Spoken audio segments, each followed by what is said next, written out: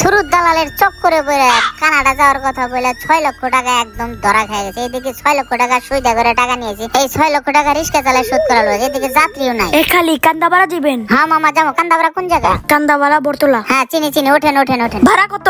দিয়েন মামা, 60 টাকা দিয়েন। আচ্ছা চলেন। ওঠেন ওঠেন। ইনাতুরতে ঘুরে যাবো মামা। বাজার খুব খারাপ, কি যে একটা অবস্থা। আন্দোলনের কারণে বাজার একবারে মান্দা। যাই হোক মামা, আপনি রিস্কা তুলছেন, এই দাঁড়া, বুকের উপর দিয়ে তুলে দিস না। যাই হোক গাড়িটা টান দিয়ে আস্তে ধীরে টান দিয়ে। গাড়িতে একটু তেল দেওয়া লাগবে তো। যাই হোক উঠা পড়ি।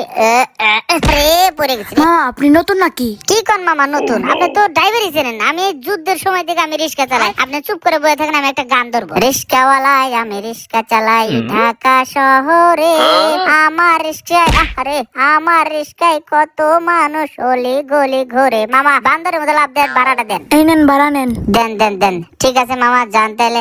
যাক রিস্কাটা নিয়ে কলা গাছে বাজারে যা বসে একটা বিড়ি খায় 10 মিনিট রেস্ট নেই।